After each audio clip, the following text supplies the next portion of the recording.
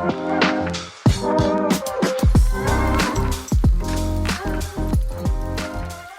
and welcome to the CIH podcast Bite-Size Special, where we cover one quick story in under 30 minutes.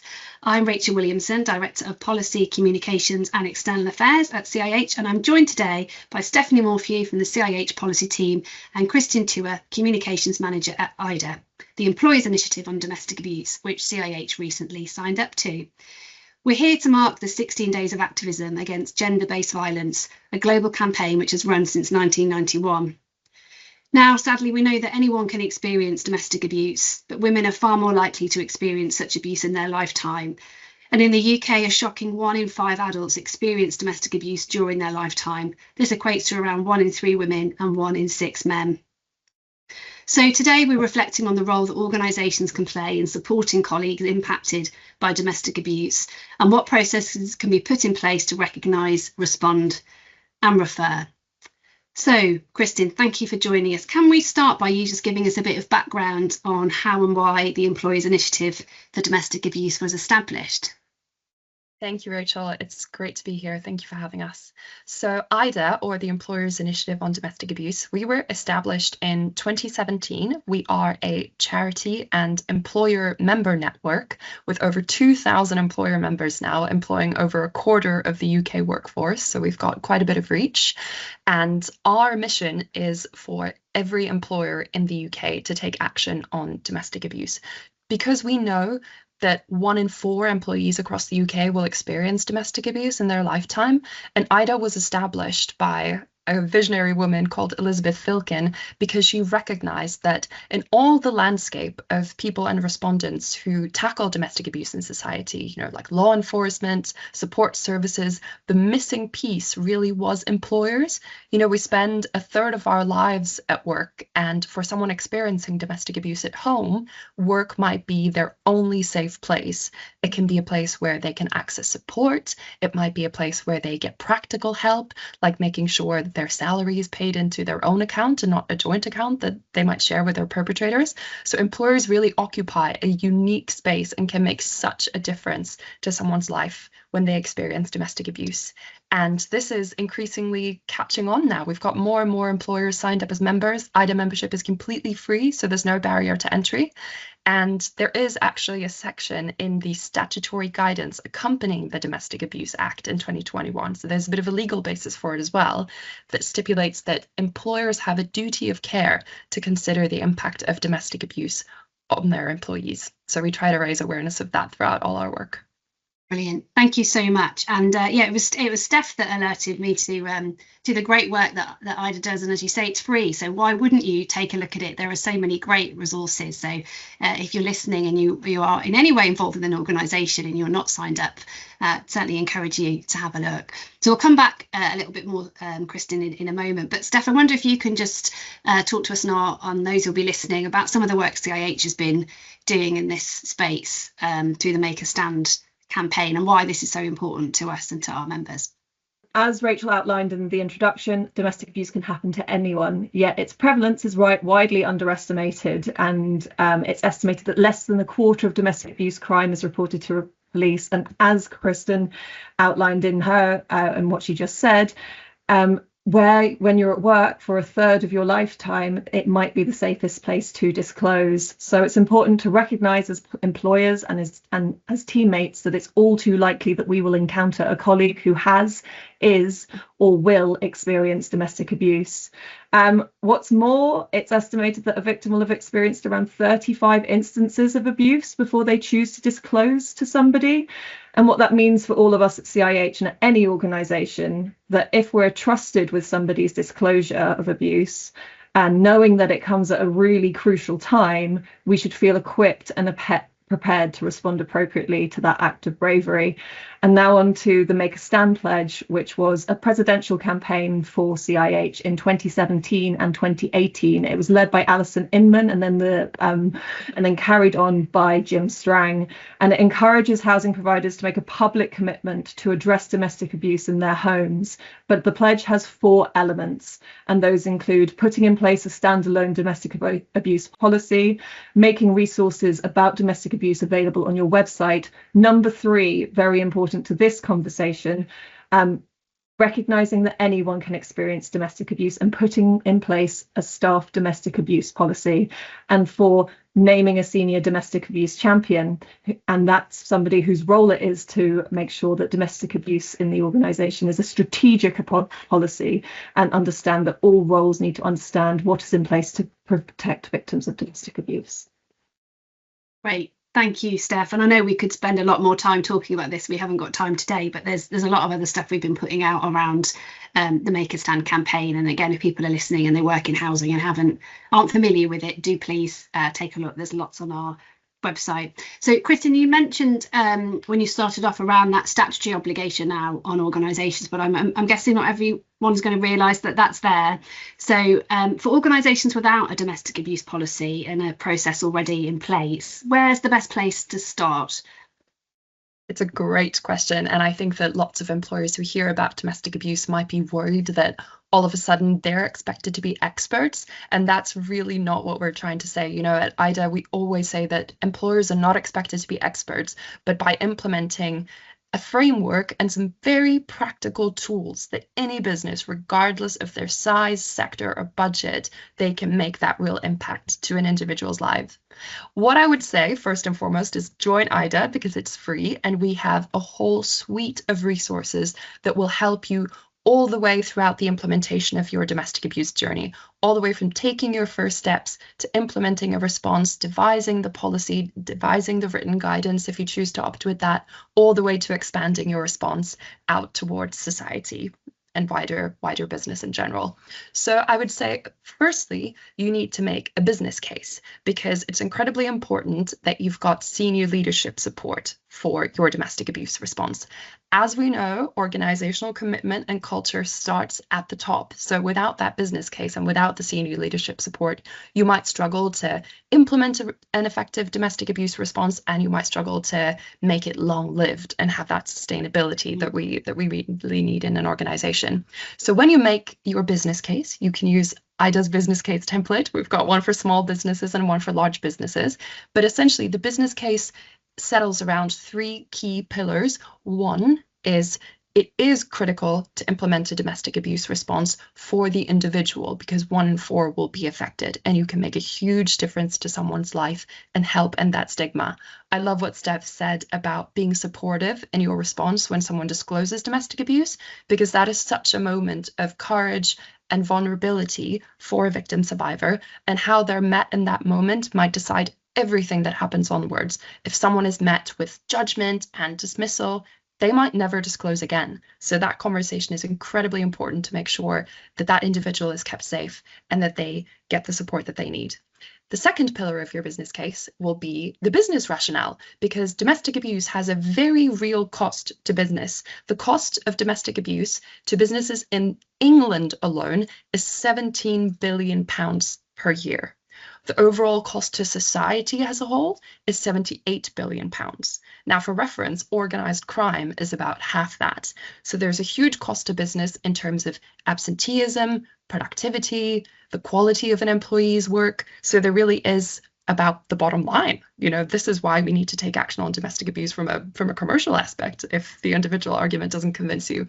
And last but not least, it's also about what kind of society we want to have, what kind of society that we want to stand for. You know, 2 women a week in England and Wales are killed by a current or former partner, and around 60 men per year in domestic homicides as well. So this is just, it's such an important effort that all different institutions and actors in society come together to take this collective action.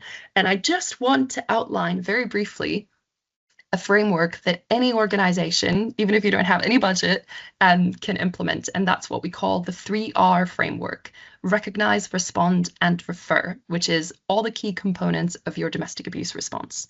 The first, recognize, is about recognizing what domestic abuse is, I think a lot of people still think that domestic abuse is physical violence, but so often it's about that coercive control. It's about the mental and psychological abuse that really impacts victims for the rest of their lives. So recognizing what domestic abuse is, what constitutes abusive behaviors, the signs, recognizing the signs in the workplace. You know, is someone all of a sudden having lots of unexplained absenteeism? Are they reluctant to interact with colleagues? Has there been a sudden drop in performance?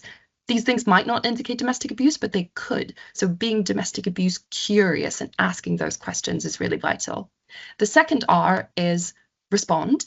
So being able to respond compassionately and supportively when you have those conversations. If a colleague or an employee discloses to you in the workplace, and perhaps finding a safe place to store that information. If you want to record that conversation, confidentially, of course, to find a password protected place where that's in place, and making people feel heard and welcomed and listened to, because survivors don't expect employers to kind of solve the whole situation for them. They just need you to listen and respond with compassion. And lastly, crucially, is refer, where you signpost people to the specialist services that are out there. So employers don't need to carry the whole load on their own shoulders. You know, you should refer to specialist organizations. There are so many great charities and support services out there for women, for men, for LGBT individuals. There are lots of specialist by and for services for marginalized communities, such as the Black community or people experiencing honor-based abuse. So having a little bit of a list, a little bit of an arsenal internally that you can signpost people to so that they know where to go for that support. The recognize, respond, and refer framework is what we recommend for all organizations. And of course, what it'll look like depends on the size of the organization, and every organization will look a little bit different, but those are the key pillars. That's so helpful, thank you. And you can't fail to remember the 3 R's, I think. So if nothing else, that's a really clear one to take away. And I love the fact that the stuff's all available, as you say, for big or small organisations. It's all there to make it as easy as possible. Now, one of the things I know from the conversations that we've had is that sometimes when organisations sort of start out on this journey about talking about domestic abuse and highlighting how the different forms in which that can come, and maybe for housing organisations who we work with, it might be that they're starting off that conversation talking to staff about how they can support their tenants, their residents, their customers. But actually, for a lot of people, it then starts to throw up, gosh, I realise that maybe I'm affected, maybe I'm a victim or have been victim survivor of domestic abuse, and I hadn't realised, because the definition is so much wider than it used to be. But also for some people, also in a very challenging way, they might realise that they actually are a perpetrator of it without having realised it. And so there's a real revelation that can come through. And understanding then how to respond to perpetrators is something that we've covered from the perspective of housing providers. And we've often described it as grasping the nettle. It's obviously really, really tricky. So interested, Kristen, on what your thoughts are on the best approaches to addressing perpetrators for employers, if that's a conversation that perhaps someone finds themselves having with a colleague. Yeah, it's such a crucial question, Rachel. And I think a lot of the employer response to perpetrators, it's still in its infancy, just because it's such a thorny issue and employers are a bit reluctant to touch it. But I'm going to cover both the legal aspect and the practical aspect, because virtually every organization in the UK will employ someone who's impacted by domestic abuse. And for every victim, there will be a perpetrator. So having some kind of response to perpetrators in place is really crucial. So one thing I would say is, in your domestic abuse policy or written guidance, ensure that you mention domestic abuse perpetrators and say that we reserve the right to take disciplinary action, for example. So including domestic abuse in your disciplinary policy is really important. And things like your IT policy, that someone can't misuse workplace equipment like laptops or phones to perpetrate domestic abuse, just so that you've covered your own back, so to speak, if there was ever a disciplinary case or even a criminal case, so that you have reserved the right to take action against the perpetrator in the workplace and that you're protected legally. What I will say is that in dealing with a perpetrator, it is so important to center the victim survivor in that response, because the ultimate goal is to keep them safe. and victim survivors will usually have quite a good idea of how to manage their own risk. So if you are, I suppose, lucky enough, even though it might be challenging, to employ both the perpetrator and the victim survivor, is to really ask the victim survivor what they want. It's very tempting to assume that they must leave that relationship immediately and that the perpetrator should, be prosecuted and go to jail, but that might actually increase the victim survivor's risk. So be guided by what they want and what they need in order to keep themselves safe is absolutely crucial. And making sure that you check in very regularly with employees who you know are victim survivors is a crucial part of that, especially during extended periods of leave, such as holidays or parental leave, and really remembering that domestic abuse can happen to anyone. And so the perpetrator might not always be who you assume it is. And perpetrators are usually, they're charming, they can be charismatic. So if someone discloses that so-and-so who might be your colleague is a perpetrator, to not react by saying, oh, but they're so lovely and they would never do that, because you just don't know what someone is like behind closed doors. And in terms of your response to perpetrators themselves, when you signpost to specialist services, you should also signpost to these behavioral change programs for perpetrators, because they are dotted around the country, admittedly not with the coverage that we would like yet. But referring to organizations such as Respect, they have both a phone line where people who suspect that they might be perpetrators can phone in and talk about that in a non-judgmental way, but also these behavioral change programs that perpetrators can embark on. And so having a clear signposting to those programs internally is very important. But also to make sure in all of your communications and awareness raising around domestic abuse internally that you outline quite concretely what counts as abusive behavior. Things like telling someone what to wear, monitoring someone's movements, tracking them, monitoring their social media or who they're in touch with, isolating them from friends and family. Because if you're very explicit about that message, any perpetrator in your workforce can't suddenly come and be like, oh, but I didn't know that was abuse, so that doesn't count, because you've outlined it. So that there's no excuse for abuse, and perpetrators have nowhere to hide in that respect. Thank you, Kristen. Really, really powerful and practical. And as you say, when we look at the shocking stats of how many people will be at any point in their life impacted, adults and children, then there's also a significantly high number of people who are also perpetrating, aren't there? And not necessarily knowingly.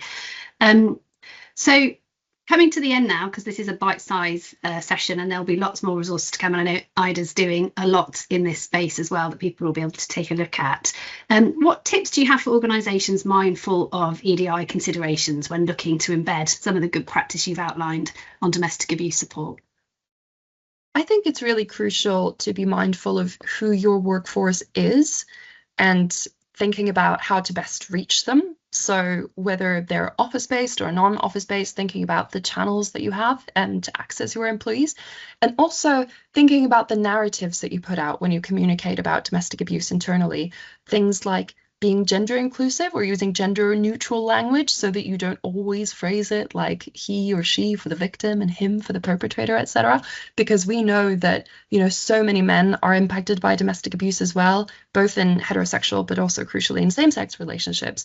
And a lot of men don't feel included in the current domestic abuse narratives that are put out in wider society. So making sure that if you've got case studies, if you share anonymous survivor stories, that they're also representative of your wider workforce and your population. And also having bold and courageous conversations about how wider societal marginalization impacts people at work. So we very recently ran a campaign on spotlighting Black experiences of domestic abuse and really recognizing that those systemic barriers that Black people face in society and that systemic racism will probably impact how safe someone feels at work, how comfortable they are talking about their experiences. Maybe they're worried about reinforcing prejudice against their social group, and so they don't feel comfortable talking about it for that reason as well. And we also know that lots of Black and other marginalized ethnicity individuals don't receive adequate support from the statutory support services. You know, they might not have the same trust in police as the wider population. And I think it's so important to recognize that and to really have those conversations internally with the people who are affected so that they can voice the support that they need and what they would like. And so to ensure that that's really a dialogue, and so that you make your domestic abuse response as intersectional as possible. So like I mentioned earlier, when you signpost to specialist services, make sure that you include a variety of different services in that so that most people can see themselves reflected in that support that's offered. But having really candid conversations about workplace culture and what kind of organization you want to be, because that is really the goal of having a inclusive domestic abuse response, is that people don't even question it, because at the end of the day, this is just how we do it here. That's brilliant. Thank you so much. I'm sorry we have to draw it to a close, because I imagine there's lots more we could ask you about, but we'll leave people wanting more. Kristen, thank you so much. Just Steph, in the last sort of 30 seconds, I don't know if there's anything you want to just paint a picture in a high level sense of some of the work CIH is doing that people might not be aware of, just to be looking out for. We've got a group people can get involved with, haven't we? We've got the Make a Stand pledge. Do you want to just give a very short summary? Yes, of course. Thank you so much. That was just fascinating, and plenty more to say on some of those subjects that came up. For anyone in any of the devolved nations and the Republic of Ireland, we run quarterly a domestic abuse community of practice that is open to anyone who's a member who either has a role that is working directly with survivors or just has an interest in how to embed this into your organisation. As we said, from the cultural shift, a mindset shift, through to operational practice with your residents. And then we have a score of actions coming out across the 16 days of activism, including a report that will be out on the 10th of December and will be up on our website, concerning allocations policies and debt related rules. Thanks, Steph. That's really, really helpful. So there's lots more to come. I'm going to draw it to a close now, but just wanted to say massive thank you, Steph, and particularly Kristen for joining us from EIDA. So much to go away and think about. Maybe this will be a podcast people can listen to more than once, because they make sure they take all of the information. But the EIDA website is just full of content, isn't it? So EIDA, EIDA.org.uk. Check it out if you haven't seen it already, and free to join, as you say. And also the CIH website, cih.org. Lots of material on there. So yes, let's keep talking. So important that we all play a role in this, isn't it? And who knows, just people listening to this conversation could be a turning point for people if they're experiencing it in their life, or perhaps will be a bit more alive to someone else that they know or they work with that might be impacted by it. So thank you so much. Such an important conversation. Really appreciate your time today. And tune in for a future podcast from us. Lots more to come. Thanks ever so much.